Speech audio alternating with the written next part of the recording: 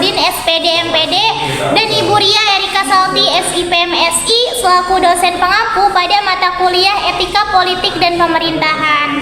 Perkenalkan, saya Sari Natasha dengan NIM 2286230050 izin untuk memaparkan proposal penelitian dari proyek mata kuliah Etika Politik dan Pemerintahan ini yang berjudul Peran Etika Politik dalam Implementasi Demokrasi di Provinsi Banten.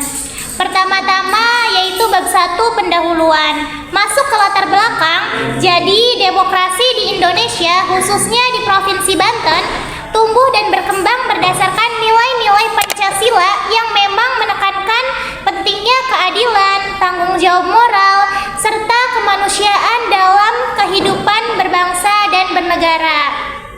Secara formal, mekanisme demokrasi seperti pemilihan umum dan juga kebebasan berpendapat serta partisipasi masyarakat telah berjalan sesuai konstitusi. Namun demikian, realitas politik di lapangan masih memperlihatkan sejumlah persoalan mendasar seperti dominasi elit politik dan juga kuatnya praktik politik dinasti, sehingga fenomena ini mengakibatkan keterbatasan ruang partisipasi politik rakyat dan juga menurunkan kualitas representasi publik serta mengancam prinsip keadilan dalam demokrasi lokal.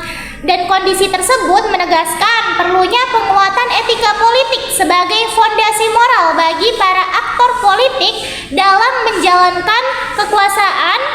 Dan etika politik yang berlandaskan Pancasila ini tidak hanya berfungsi sebagai pedoman perilaku individu dalam berpolitik, tetapi juga sebagai nilai dasar dalam membangun sistem pemerintahan yang transparan, adil, berorientasi pada kepentingan rakyat. Oleh karena itu, penelitian ini bertujuan untuk memahami secara mendalam bagaimana peran etika politik dalam implementasi demokrasi di Provinsi Banten, serta menganalisis berbagai hambatan dan tantangan yang memang dihadapi dalam penerapannya di tingkat lokal. Nah, berdasarkan latar belakang tersebut dapat diidentifikasi masalahnya. Yang pertama, penerapan etika politik dalam pelaksanaan demokrasi di Provinsi Banten belum berjalan secara maksimal dan konsisten. Yang kedua, praktik demokrasi di Banten masih menghadapi berbagai hambatan baik secara struktural, kultural maupun moral. Nah, yang ketiga, upaya penguatan etika politik dalam rangka mewujudkan demokrasi yang bermartabat di Provinsi Banten ini belum menunjukkan hasil yang signifikan dan juga berkelanjutan. Nah, berdasarkan identifikasi masalah tersebut dapat dirumuskan permasalahannya. Yang pertama, bagaimana peran etika politik dalam implementasi demokrasi di Provinsi Banten? Faktor-faktor apa saja yang memang menjadi hambatan dalam penerapan etika politik pada praktik demokrasi di Provinsi Banten?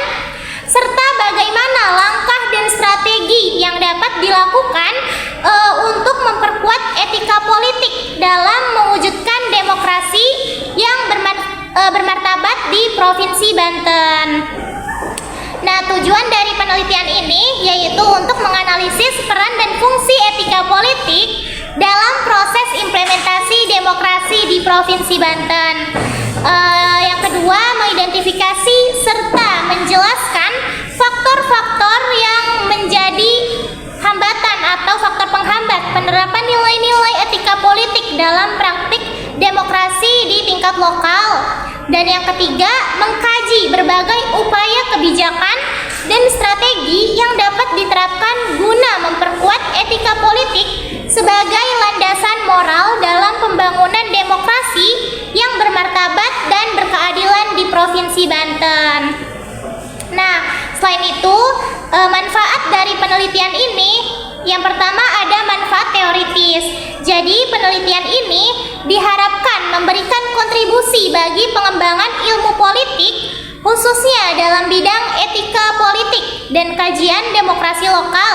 Jadi secara teoritis hasil penelitian ini dapat memperkaya wacana akademik mengenai hubungan antara moralitas politik dan juga kualitas demokrasi di tingkat daerah, terutama Provinsi Banten, sekaligus menjadi rujukan bagi penelitian selanjutnya. Nah, yang kedua ada manfaat praktis.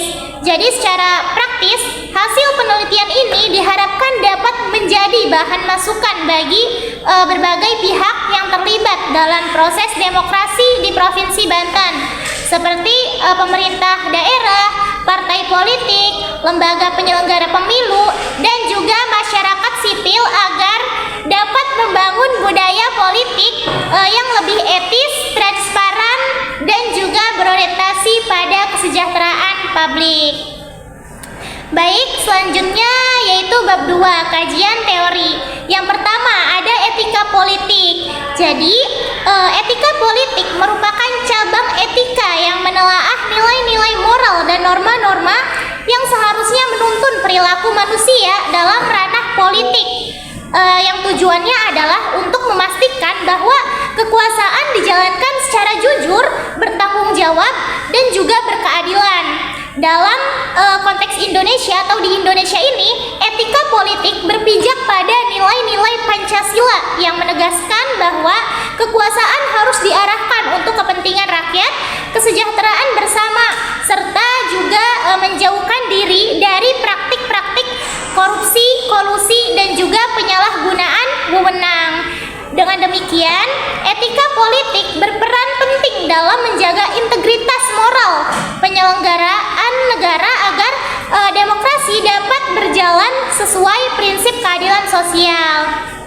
Yang kedua ada prinsip-prinsip etika politik. Jadi prinsip etika politik yang bersumber dari nilai-nilai Pancasila mencakup 5 pilar utama, yaitu 1. Ketuhanan yang Maha Esa, 2. Kemanusiaan yang adil dan beradab, 3. Persatuan Indonesia, 4. Kerakyatan yang dipimpin oleh hikmat kebijaksanaan dalam permusyawaratan perwakilan, serta 5. Yaitu keadilan sosial bagi seluruh rakyat Indonesia. Nah, prinsip-prinsip ini menuntut praktik politik yang berintegritas, jujur, bertanggung jawab, demokratis, dan adil dalam mewujudkan kesejahteraan rakyat. Dengan demikian, Pancasila bukan hanya sebagai ideologi politik, tetapi juga pedoman moral bagi perilaku politik di Indonesia. Selanjutnya yang ketiga yaitu demokrasi. Demokrasi ini adalah sistem pemerintahan yang menempatkan rakyat sebagai pemegang kekuasaan tertinggi, di mana rakyat berpartisipasi aktif dalam proses politik, terutama melalui pemilihan umum yang memang bebas dan adil, serta pengawasan terhadap jalannya pemerintahan. Demokrasi ini menuntut adanya transparansi, akuntabilitas, dan penghormatan terhadap hak-hak asasi manusia.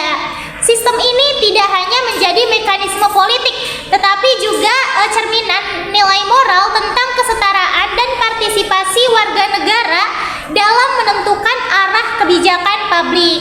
Yang keempat ada demokrasi Pancasila. Nah, demokrasi Pancasila menegaskan bahwa kedaulatan rakyat diwujudkan melalui musyawarah untuk mufakat dengan berlandaskan nilai-nilai Pancasila.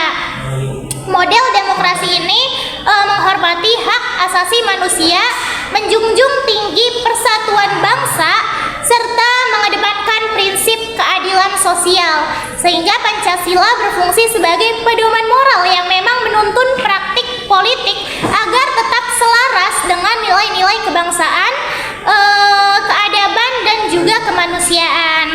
Nah, yang kelima adalah fenomena demokratisasi lokal di Provinsi Banten. Jadi, proses demokratisasi di tingkat lokal, khususnya di Provinsi Banten ini, menunjukkan dinamika yang kompleks, karena dalam praktiknya demokrasi di daerah ini masih didominasi oleh kekuasaan politik dinasti keluarga tertentu.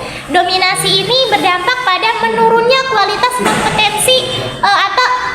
kompetisi politik, lemahnya representasi masyarakat, serta munculnya praktik patronase dalam korupsi.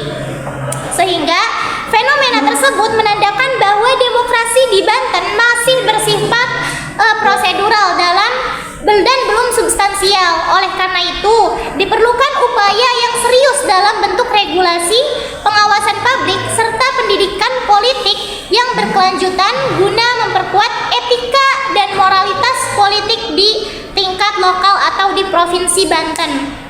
Nah, yang keenam adalah legitimasi politik.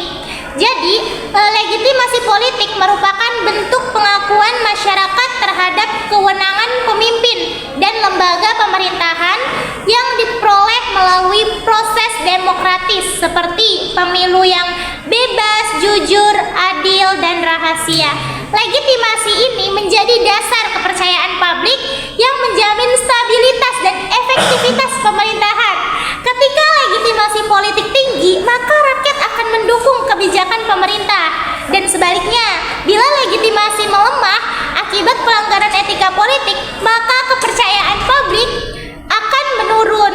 Nah, oleh karena itu, etika politik ini berperan penting dalam menjaga legitimasi kekuasaan dan kredibilitas pemerintahan.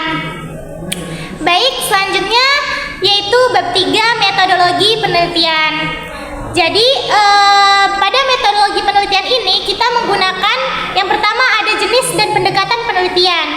Penelitian ini menggunakan pendekatan kualitatif deskriptif yang memang bertujuan untuk menggambarkan dan memahami secara mendalam fenomena etika politik dalam konteks implementasi demokrasi terutama di Provinsi Banten. Pendekatan ini dipilih agar peneliti dapat menangkap makna, pandangan, serta pengalaman para partisipan secara komprehensif. Nah, data dikumpulkan melalui observasi, wawancara mendalam, dan juga dokumentasi serta kajian literatur untuk menghasilkan gambaran yang kaya, mendalam, dan juga kontekstual. Yang kedua ada objek dan subjek penelitian. Jadi objek penelitian ini adalah peran etika politik dalam praktik demokrasi lokal di Provinsi Banten, sedangkan subjek penelitiannya meliputi pelaku politik, akademisi, masyarakat, dan berbagai sumber hukum atau teori terkait. Pendekatan multiperspektif ini memungkinkan peneliti memperoleh pemahaman yang lebih luas tentang bagaimana nilai-nilai etika politik diterapkan dalam dinamika politik lokal di kehidupan sehari-hari. Yang ketiga ada teknik pengumpulan data.